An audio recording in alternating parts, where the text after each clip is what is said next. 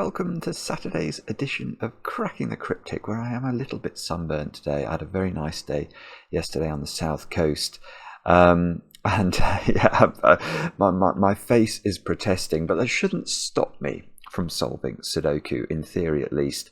Now, today's puzzle we are going to be having a go at is called Push Me Pull You by Die Hard. Now, this is the first time I have got to try a Die Hard puzzle on the channel. I think Mark's done a Die Hard puzzle before. I did just look this up on Logic Masters Germany, and I was slightly perturbed to see it's only been solved 5 times, which means it's really, well, it could be really difficult. But anyway, the title of it amused me. Seems to be a lot of symmetry in this grid as well. The Push Me Pull You was a creature from Dr Dolittle. Some of you may have seen pictures of it. It's sort of it was like a llama with 2 heads and one body. So obviously, if that head goes that way, it would sort of pull the other head in that direction. I believe it claimed to be the great grand creature of the last unicorn or something.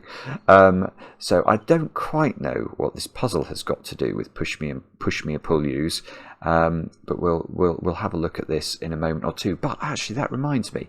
Have I got it? I have got it. Speaking of strange creatures, in my garden yesterday morning, I did tweet about this, but I thought I would share it for those of you who don't follow us on Twitter.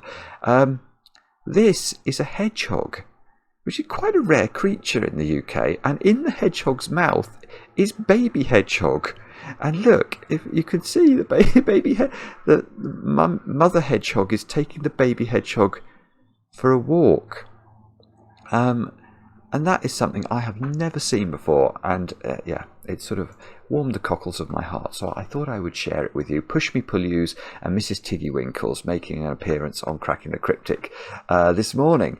Now, what else do I have to tell you about? Let me think. Loads of stuff. Over on Patreon, we have not only got Sudoku Hunts a go-go and another Sudoku Hunt coming to you in just 5 days' time.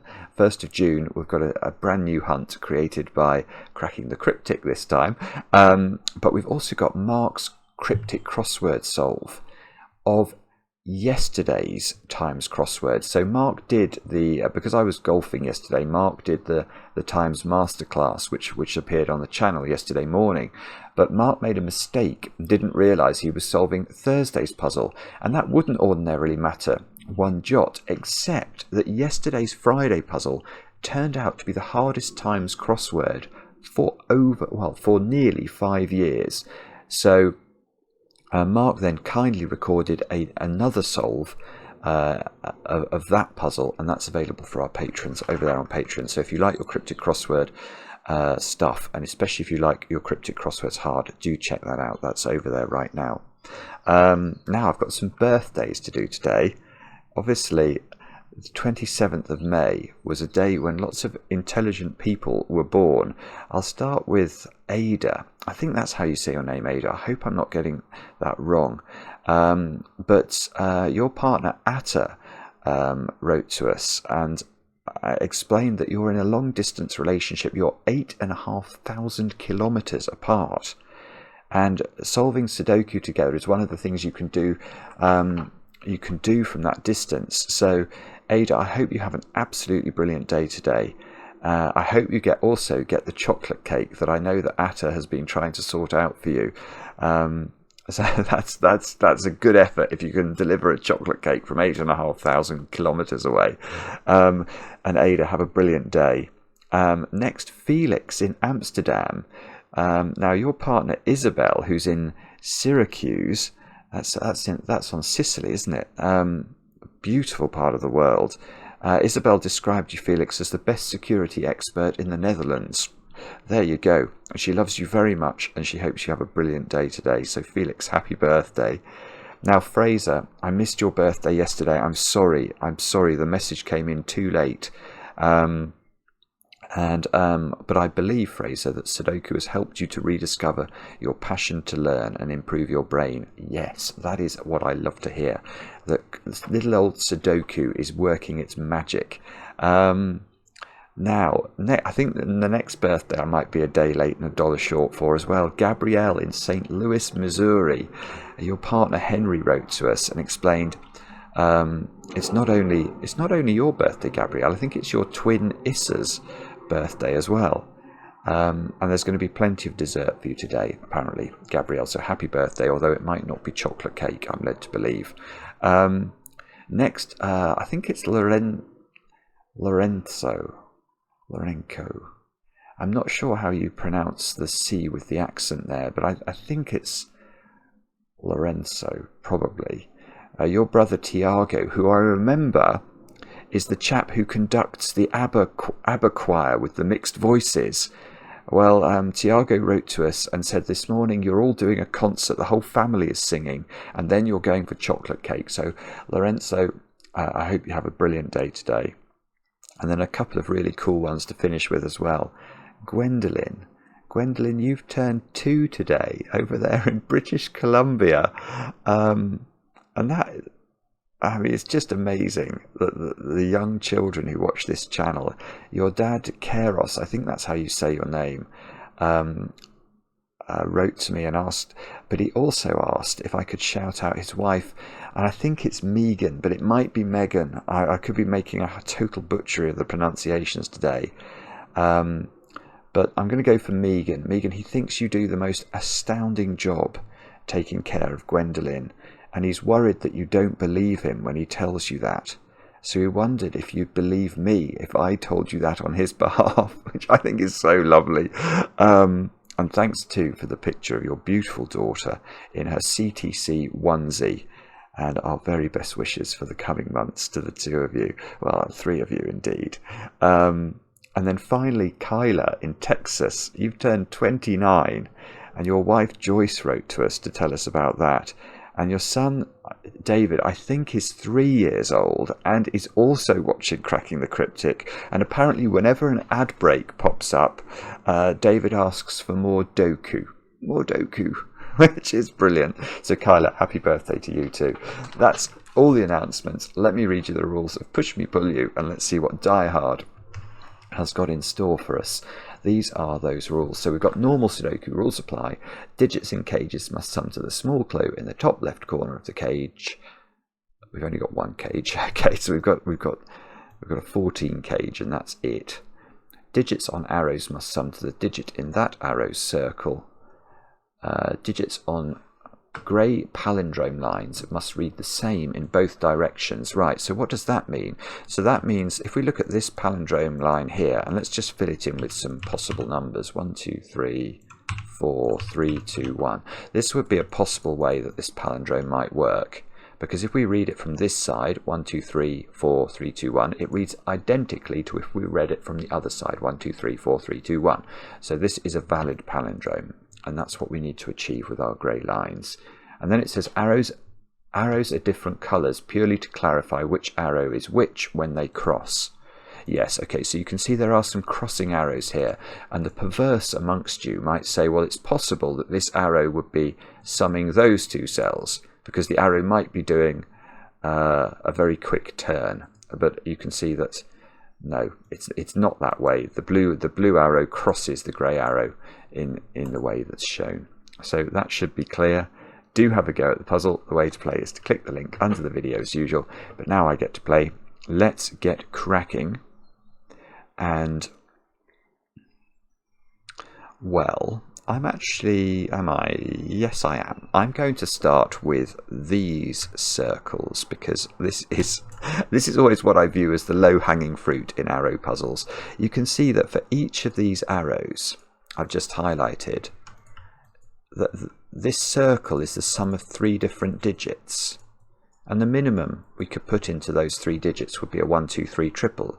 1 2 and 3 add up to 6, so we know each of these circles is at least adding up to 6. Now, it is deeply suspicious to me that there are 4 options for these circles, and they are very regularly arranged, so I'm wondering if there's some way we can prove these are all different numbers.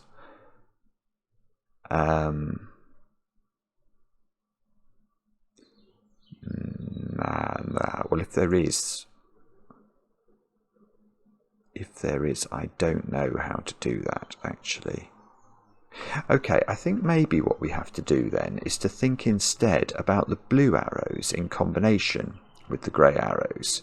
Because if we, let's look at this box for a moment. Those 2 digits and these 3 arrow digits, well, what's the minimum we could put into all of those arrow cells? Well, that must be 15 if we put 1, 2, 3, 4 and 5 in. The triangular number for 5 is 15.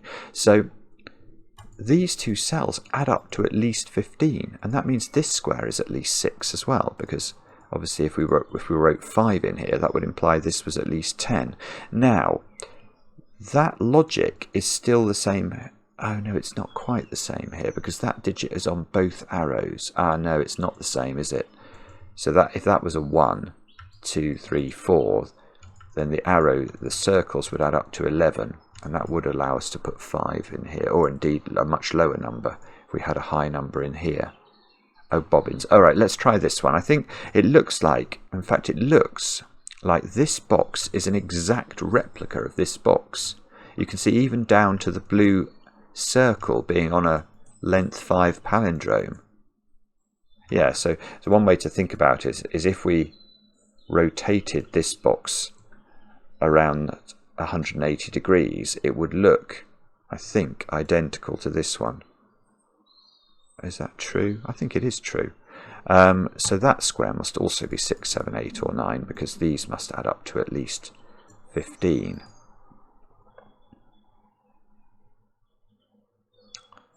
Right. Hang on. Let's have another think. I might as well, because I've not got anything better. I'm going to pencil mark the 14 cage, which must either be a 5-9 pair or a 6-8 pair. Okay, I'm beginning to think this is about the palindromes then. Let me just mull that over. I mean, there's nothing else, is there? I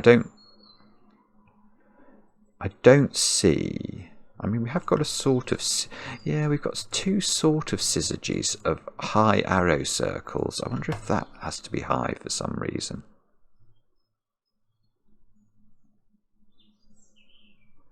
I don't know. So let's just think about the palindrome then. We know those 3 digits are the same as those 3 digits. So those 2 cells are the same. What does that mean? These 2 cells must go in, well, one of 4 positions in box 1. No, that's not clever, is it? Okay, sorry, that's not going to be it.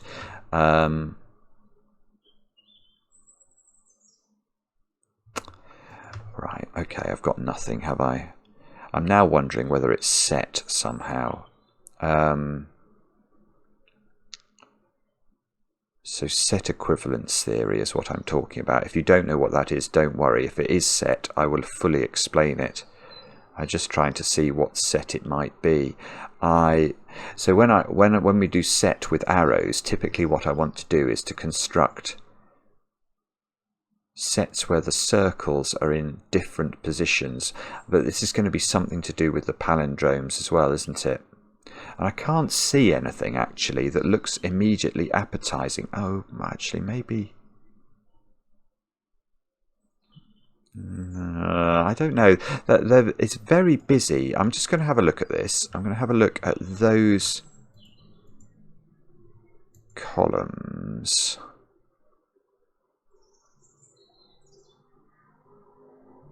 I want to put.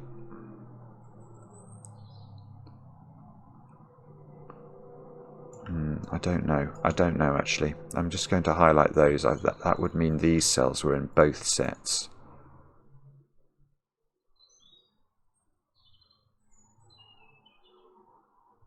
And I'm not, no, okay, that doesn't work. I'm not using the palindromes there at all, which is, there's going to be something to do with the palindromes. What I don't think it is. My first thought was, is it the perimeter? But that doesn't look very nice to me. And do we make it all one colour or do we make it different colours? Okay, what I probably want to do is to get this in a different set to that. So what we'll do is we'll make those different colours.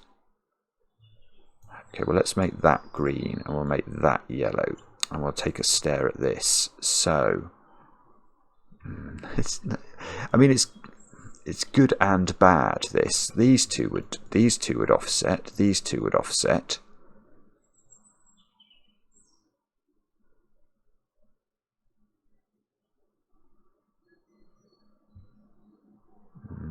I don't know.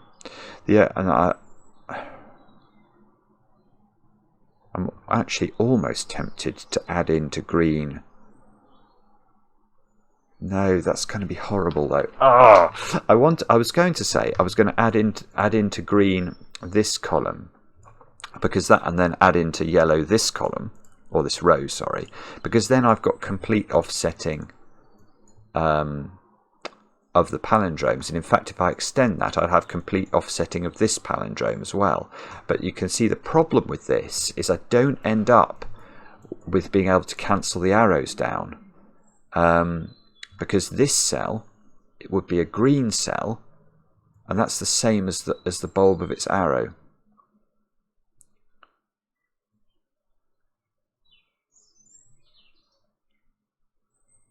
Although all of those would cancel out. I'm just going to have a quick look at this, actually, without much hope, but we can probably get rid of it quickly. So, and apologies, I realise you might be wondering if I'm just going completely and utterly doolally, but I just want to have a look quickly at what this gives me, and if this is a red herring, I won't even bother explaining what I'm doing. What is that doing?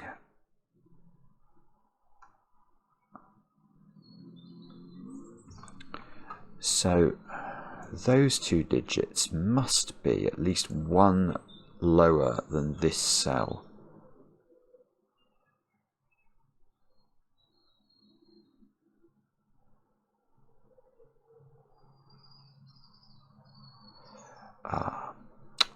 Right, okay. Sorry, this is the most inarticulate episode ever. Right, okay, I am going to explain this.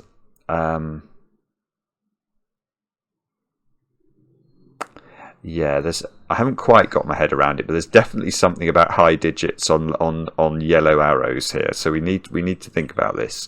So let me go back all the way to here, I think. Okay, I'm going to highlight some cells in this grid. I'm going to highlight those cells. Oh, actually, no, I'm going to do it in a different colour, because I'm just realising I've got my Scrabble bags handy. Right, I'm going to do it in orange. These cells are orange. Now, we can actually describe precisely the contents of the orange cells. We don't know the order of the digits within orange. We don't know if this is a 5 and this is a 4, for example, but we do know that in total the orange cells must be 4 sets of the digits 1 to 9, because in a completed Sudoku, each of these columns contains the digits 1 to 9 once each. So these 36 orange cells contain 4-digit 1s, 4-digit 2s, 4-digit 3s, all the way through to 4-digit 9s. I want you to imagine that you write each of the digits in orange on a Scrabble tile, and you put them in a bag. Look, here we go, there's a 9, probably a 9, might be a 6.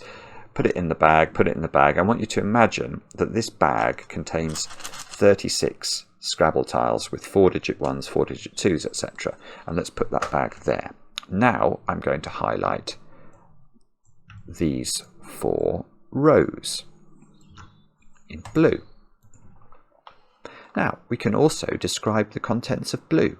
Those blue cells are the exact same digits that were in orange, because that's 4 complete rows of the Sudoku, which is 4 sets of the digits 1 to 9. So that within the blue cells, there's going to be 4-digit 1s, 4-digit 2s, all the way through to 4-digit 9s.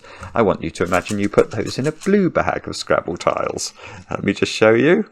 That one is, oh, it's a 6 again. Hang on, let's find a, you might think my Scrabble bags are completely full of 6s and 9s. They're not. That's a 1. So this bag, honestly, Governor, has got 36 Scrabble tiles in it.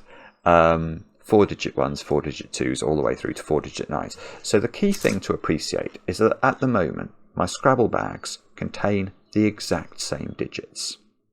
Now, what would happen if I went into the bag and I removed whatever digit happened to be in this cell?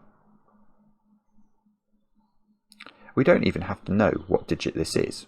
I'm simply going to say that whatever that digit happens to be in the complete solution, I'm going to remove it from both bags. So let's do that. What do we now know about the contents of these bags? Well, we still don't know the exact composition. When I say we still don't know, we no longer know the precise composition because we don't know what this digit is until we get to the finished solution. But we do, having removed whatever that digit was from both bags, know that the 35 tiles left in these bags are the same digits because I've removed the same digit from both of them. And I can repeat that for any cell in this grid that has both orange and blue in it. So I can remove those altogether, those 16 cells from both bags, and each time taking the same digit out of both bags, and I end up with this position where I've got how many cells have I got left now in I've got 20. Yeah, I've got 20 digits left in orange, 20 digits left in blue, and I know that the digits left in these bags are identical because they were identical before I started removing anything, and whenever I've removed anything, I've removed the same thing from both bags. So now let's think about this even further. This digit in the blue bag is the same as that digit in the orange bag because of the palindrome. So I could remove both of those, and the contents of the bags would still be the same. If I do the same with those two digits, that must still apply. Same with those two digits. So I can start cancelling off or removing digits on all of these palindromes, which is a rather beautiful thing to be able to do. And if we do that diligently, we end up in this strange position. Now, we've got 10 digits or 10 tiles left in both bags at this point. And we know the contents of the bags is identical. We've not done any arithmetic on the bags yet, but we know the contents of the bags are identical. And I was about to try and do arithmetic when I was looking at this a moment or two ago, because I could see that these two blue tiles, whatever they happened to be, the sum of them was automatically going to be less than this orange tile. So I could see that there was an inequality developing between the blue and the orange tiles. But I think it's simpler than that. I think it's simpler than that, because if we look at these 4 orange cells in particular, we know that these 4 orange tiles, whether they're 6s, 7s, 8s or 9s, we don't know yet, but we know they have to appear in one of the blue cells. Well, that's quite difficult, because these are quite high numbers. So I could put 2 of them into those squares, that's fine, but where do I put the other 2? And this is what I haven't thought through yet. But I can see that they've got to be 2 high or 2 digits that are at least 6. Yeah, so they are 6, aren't they? Yeah, okay. I've no idea how we're going to pencil mark this. Oh, no, it might be all right, actually. This is weird. It's very interesting. It's really unusual. It's a very, very unusual set theory trick, this. So, yeah, so what I'm saying is 4 of the orange digits, these 4 particularly, these 4 orange digits have to appear in a blue cell.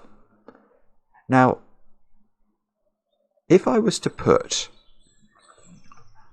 all of these digits on the blue arrow cells, then we know there would be at least a 6 on each of these 3-cell arrows. Well, if you put a 6 on a 3-cell arrow, you automatically get 9 in the circle, because even if you add the minimum to a 6, you're adding 1 plus 2 plus 6. That gives you 9. You can't put 4 9s into these circles here, which is what would result if you tried to put these digits, all of them, into the blue arrows. So in fact, you've got to be very careful. You can only put a maximum of 2 of these digits into the blue arrow cells, because every time you put one of those digits in a blue arrow cell, it causes a 9. And these 4 cells here cannot have more than 2 9s in them, because they're in 2 columns of the Sudoku. So if we put 3 9s in them, we'll have 3 9s in 2 columns, and that will lead to a repeated 9. It's not possible. So what is going on here is we need to put 2 of these digits into these cells for certain. But I don't know which ones. And then there's going to be 2 of them which have to be 6, which have to go on a different arrow. So let's just imagine this one was 6. What's that going to do? Well, if that's 6, you know, I've got to put 6 in a different, on an arrow somewhere. And wherever I put it, if I put the 6 there, it's going to cause that circle to be a 9. So I think what's happening here now I'm getting my head around this, is that because I have to put no higher than 2 6s in here, if I try and make one of these a 7 and put it on a 3-cell arrow, the circle will add up to 10. So that's not going to work. So 2 of these circles have to be 6. And they're going to cause 2 of the circles to be 9s. In other words, these cells are 6s and 9s. And that's right. So now this square is not a 6 or a 9, and this square is not a 6 or a 9. So these should have 7s and 8s.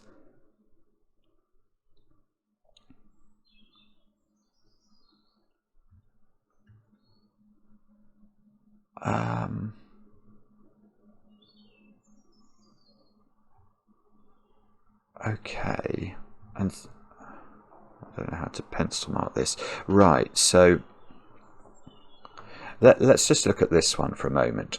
This arrow, if this is a 6, this is a 1 2 3 arrow. If this is a 9, we know it's got a 6 in one of those accompanying a 1 2 pair. So those two could include 6, but that one I can't rule out the 3 from unless I know this is a 9 arrow. Yeah, but okay, alright, that's going to give me a quadruple in this column. So the options for each of these squares is 1, 2 or 3. The options for each of the arrows is 1, 2, 3 or 6. And you can see that's leading to a 1, 2, 3, 6 quadruple in these 2 columns. Now, right, here's another point.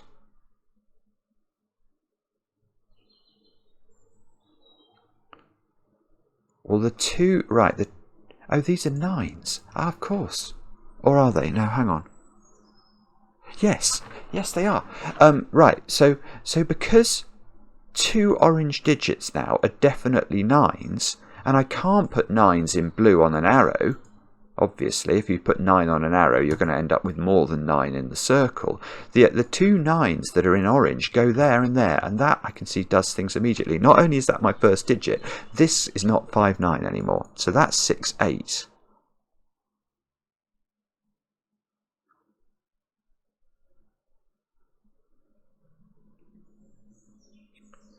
Okay.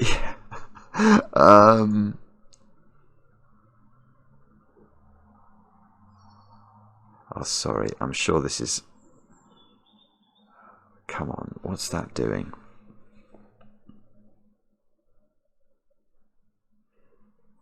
I'm sure that there is a way of... Well, okay, now, okay, well, I'll tell you something. Now I know the total constituency of blue. So blue, so surely I know what these two digits are, is what I'm thinking. I'm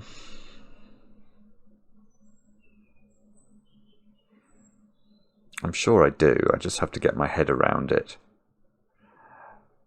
These, I've got two 6s which are going to be diagonally opposite each other in these squares. Yeah, oh, so these are 1s, 2s and 3s, are they? Yeah, okay, so maybe that's not huge.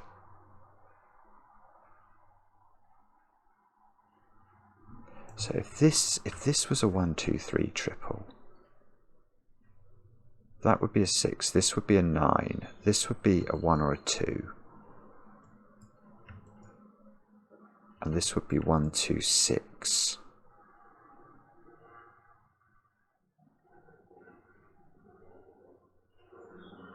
So I think the digits that I'm not yet sure about. Or can I actually, hang on, can I prove?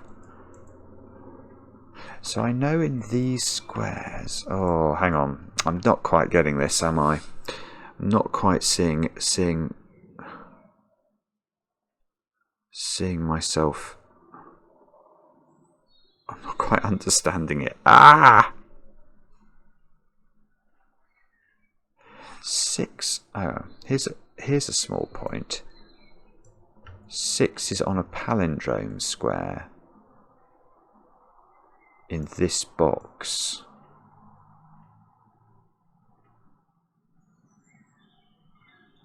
Which means 6 is either there or there. Yeah, no, that is useful. Right, good grief.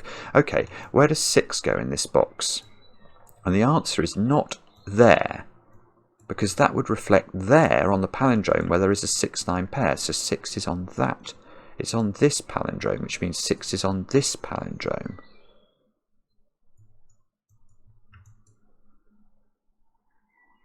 And the expression we're looking for now is bobbins, because that doesn't seem to do anything. No! Really? I can't do the same thing here, can I?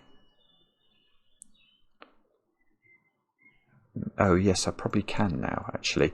Okay, so where is 6? 6 is in one of those 3 cells in box 8. Now, I think it might be able to be there. If it's there, it goes there on the palindrome, which is seeing a 6-9 pair, so that definitely is wrong. And I think if it goes here, it goes there, but it sees that one, so that's wrong. So I get a 6 in the grid on that one, and that gets me a 6 and an 8 in the grid, and a 6 over here. Oh, this is so clever. This is so clever. How many 6s have we got? Lots, but we haven't. I still haven't managed to disambiguate the 6-9 pairs in the edge. I've got 5. Yeah, okay, so there's 2 in orange, and then there's 2 on the blue cells that add up to 9.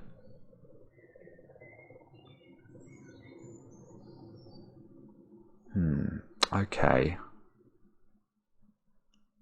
9 in this column can't be here. So it's in one of those 3 cells. I bet you some of this logic is symmetrical. Yeah, look, here as well, it's exactly the same. So 9 is in one of those 3 squares. Oh, where's 9 in the middle column? It's in one of 2 squares, actually. It can't go on an arrow, or this would be too big.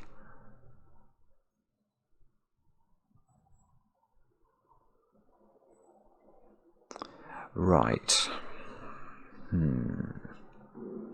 Right, here's... I've got it. I've got it. Right, okay. I hadn't understood the 7 and the 8.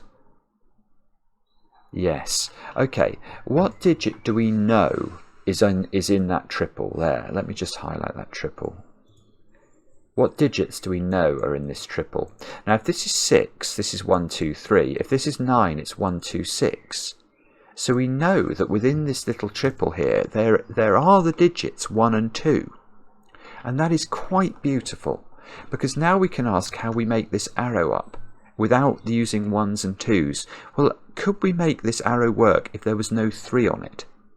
Well, then it would be a 4-5 pair at least, and it would add up to 9, which it cannot do. So there is definitely a 3 on this arrow. And if there is a 3 on this arrow, there is no 3 along this triple, and now it has to be a 1, 2, 6, and that means this is a 9, and that means that's a 6, that's a 6, that's a 9. This arrow now has got to be 1, 2, 6, which actually we can see because of the logic here. We're going to have a 3 on this arrow as well, and that these squares are either 3 and 4 or 3 and 5, depending on whether these are 7 and 8. Now this triple has to be not involving 6 anymore. This is a 1, 2, 3 triple. Yeah, okay. And look at the blue quadruple. It's a 1, 2, 3, 6 quadruple. The 3 in it is at the top, so that's not a 3. Which gives me a 1, 2 pair in the row. Same thing happens down there. That's not a 3, which gives me another 1, 2 pair in the row.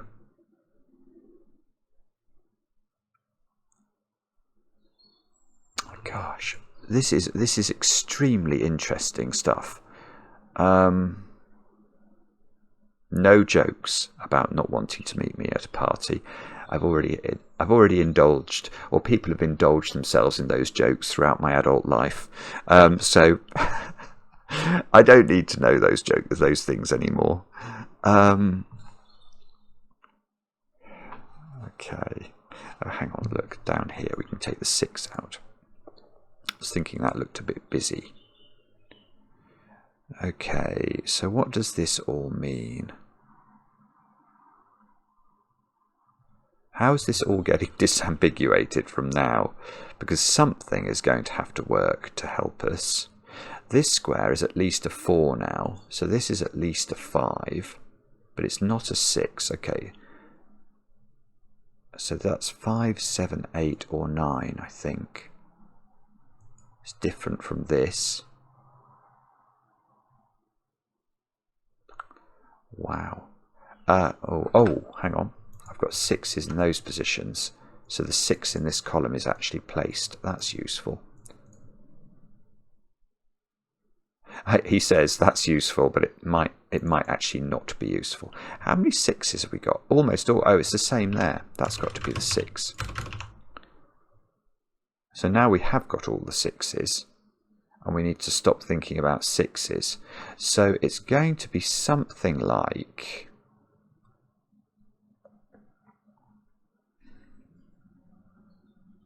I'm not sure. I think it's going to be the long palindromes, but I'm not sure about that. I need to find a palindrome position that one sees a lot of digits, but not. It doesn't see a 1, 2 pair. Or does it see a 1, 2 pair? And it's oh yeah, like that one. That's I'm going to look at this one, because that definitely sees 6, 8, and 9. And here it sees a 1, 2 pair. So what can that be? Let's just put in all the options. 3, 4, 5 and 7 in theory. 3, 4, 5 and 7.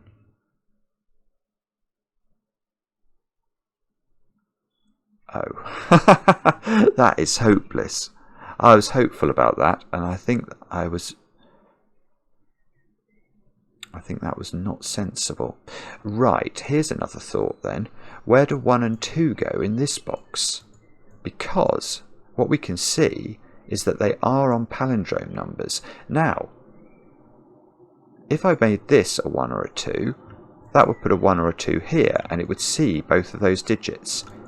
And that's wrong. So this is huge. This is a 1, 2 pair, which means that's a 3.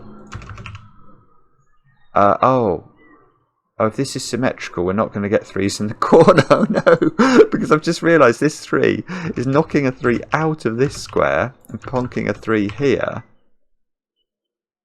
Oh, this could be a disaster. Well, let's check. Is it symmetrical logic? So we're thinking about 1s and 2s, aren't we? In this box. Oh, it's not quite symmetrical, actually. Unless we can rule Oh no, it is symmetrical. Right, so we do need to think about it. Where are 1 and 2 in this box? Not there. Not here, because that would reflect on the palindrome to there, where you'd have a 1-2 pair looking at it, so not there. Here would see a 1-2 pair in the column, so not there, so that's a 1-2 pair. Whoopsie. And if that's a 1-2 pair, that's a 3, and that 3 and that 3 together wipe out the opportunity for singing today. So no singing. How many 3s have we got? Some.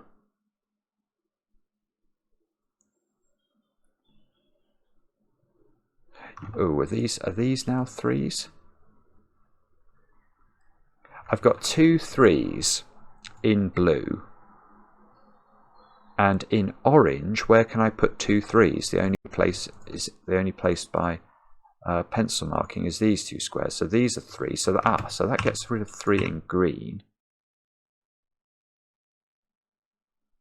Can I get 3 in the middle box?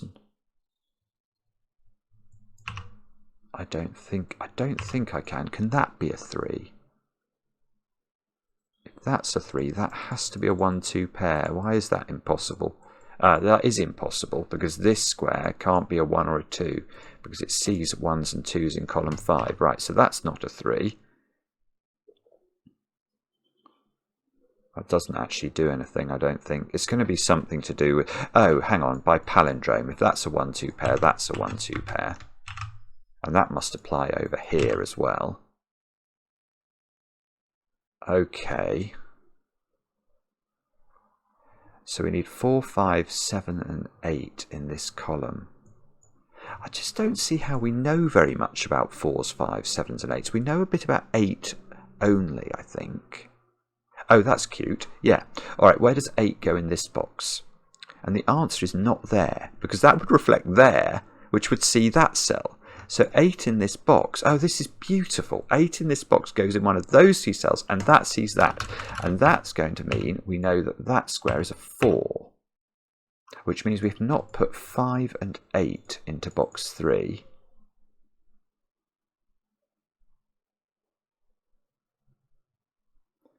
Okay, can I do the same trick? Where's the equivalent of this? Is it... I'm not sure I know exactly how it would be. Oh, it's going to be this box, is it? So that can't be an 8, because that would reflect there and hit this.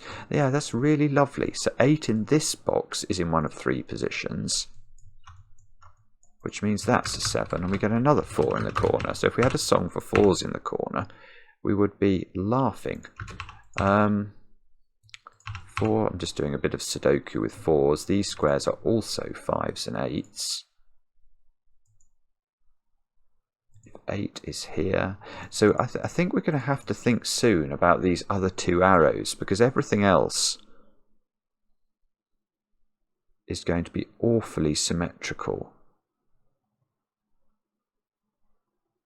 Let me just think about this for a second or two before we really get stuck into pencil marking. Can we do anything clever? I have been trying to do clever things. May not. Well, actually, okay, yeah. In this column, that square's become quite big. So this can't be a 5 anymore, because this square is itself at least 5. So 7 is possible with a 5-2 pair. 8 is possible with a 7-1 pair. 9 is possible in 2 ways, a 7-2 pair or an 8-1 pair.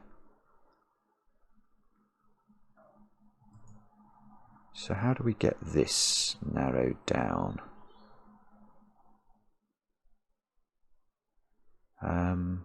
Or can I somehow... No, this green digit goes in one of 2 places in box 1.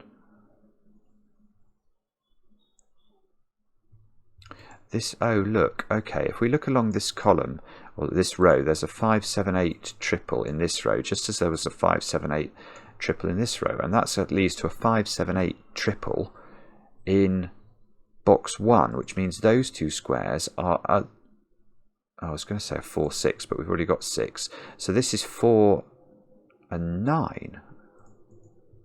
I thought I'd done better with my 9s. Yeah, I've not put 9 into this box, and I can do that now. It's got to be there. Maybe that's been available for ages. Apologies if you've been shouting at me about that one. Does that mean I have done all? No, I still have very much not done all the 9s, actually. Yeah, okay, where does 9 go?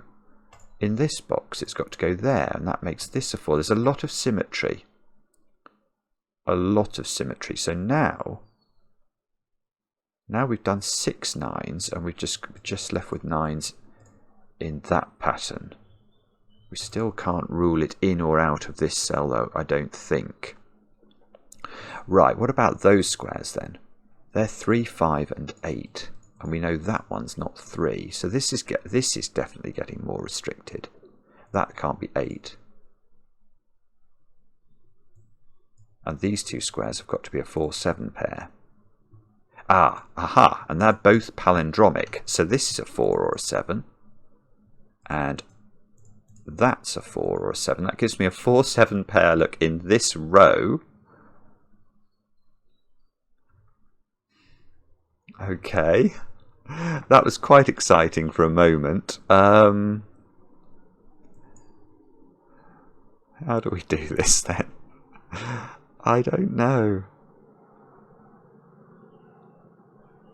Have we got? I think we've got digits now on all the palindromes. Is this 5? Yeah, this is 5, 7, 8 down here as well. So we've got some sort of 5, 7, 8 thing going on the perimeter. 3, 4, 5, 7. I need to put another. Oh, yeah. Okay. Where does the second digit of 1 and 2 go in this column? So this digit is what I'm wondering about. It can't go there. That sees a 1, 2 pair. So it has to go there. That cell is a 1 or a 2. And let's imagine that's going to be symmetrical. So where is the equivalent place that we need to look at for that? Is it this? It might be. Yeah, it is. It is. Where does that digit go in this row? Well, not here. Not here. There's a 1, 2 pair looking at that. This square, so there's a 1, 2 pair looking at it. So it goes on the arrow. Okay. Okay. So now this digit is more restricted, is it? I don't think it's quite restricted enough still. I might be wrong. I hope I'm wrong. In fact, let's look at this row where we've effectively located 6 digits. We've not located 5, 8 and 9. So this is a 5, 8, 9 triple. That's deeply distressing. I can't eliminate anything from any of those squares. I've not looked at those two squares. Right, that's where we should look next. Which one of these is most restricted? I don't know. It's this square maybe. That does see 8 at least. Okay, so this square could be 4, 5 maybe. Can't be 6. Could it be 7? Maybe. Can't be 8. Can it be 9? No. Alright, so that's 4, 5 or 7, which means that's 4, 5 or 7.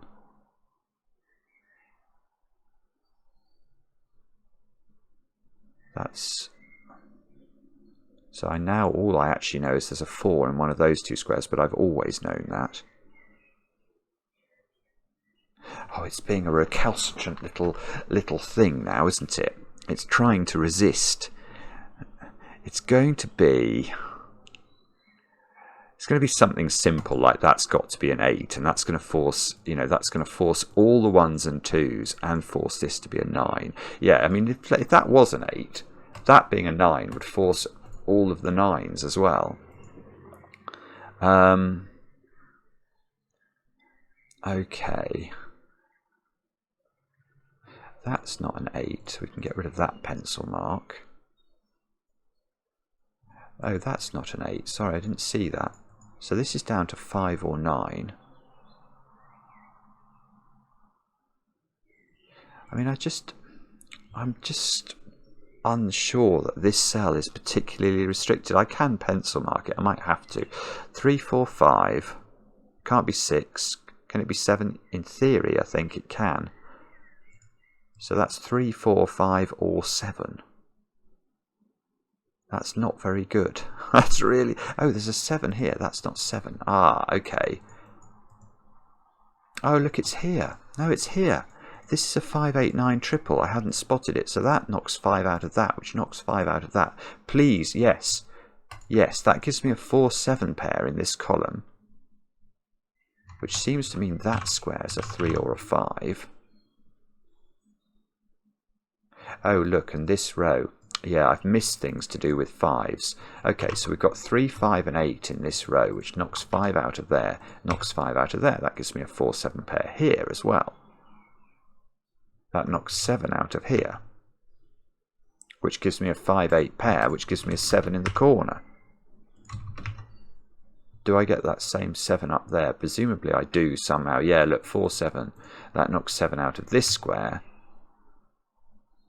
4, 7 knocks 7 out of this square, and symmetry tells us. So, but, well, I've advanced things a little bit. Yeah, no, I have, because now, okay, I see. So now, because this arrow can't head up to 7, how could this be 5? It never can be now. So now it's forced to be 8, and this is what we were hoping for. Ooh, it's not Maverick, but it's something very loud. This being an 8. This is going to do magic. This is going to do absolute magic, because now we're going to get 5s and 8s around the perimeter like this. This 1 is going to do all... No, it's... Oh, maybe. Maybe it is going to do some magic. It does seem to be doing some things. Are there any of these on palindromes? I don't know. What's this 9 doing? So the 9 is putting something there and something there. So that's not unuseful. Let's tidy everything up. These now can't be... Oh, look, 8 now has got to go there, which means that's a 5. That knocks 5 out of this square. I don't know if that's useful, but it might be. 5 goes here.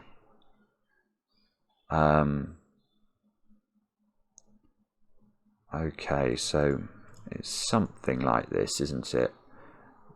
I think that we might even have to shade the 4s and 7s to try and track them round the grid.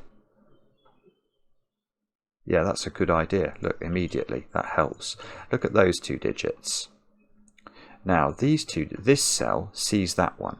So that's not the green digit, that's the green digit. And now ask where green goes in this box. And the answer seems to be exactly there, which means this square is not 3. So that's 3. That gives me a 4, 7 pair. It means this square is 5 or 8, which means this square is 3, this square is 5, that's 3, that's 8, which means this has become 5 and that's become 8. I don't quite know how that's happened, but now it does seem that the green square has to be 7 by maths to make it all work. And is that going to be the finishing twist to the puzzle? It might be. That's on the palindrome. That's a 5. We've not put 4 into that box, so let's do that. We've not put something into this box. Looks like 8. That's become 4. And we've just got the one. Yeah, the 1s and 2s seem to be done. And there we go. Bingo. Yes. Fabulous. Absolutely fantastic. That was really clever. Very unusual set theory thing at the beginning. But I loved it. I mean, it was very different. The fact that you could only limit it to pairs, but the damage that did. That's a class puzzle, Die Hard. That really is. I loved that. That was. I think I could have done the end bit a bit more swiftly if I'd done a bit better with my Sudoku scanning, but it was ever thus. But there's a lot of clever things to admire about that. I wonder in the comments whether people will fly through that. Whether the set trick at the start is more obvious than I thought it was. Possibly. I don't know, I will read the comments with interest. I enjoy the comments, especially when they're kind. And we'll be back later with another edition of Cracking the Cryptic.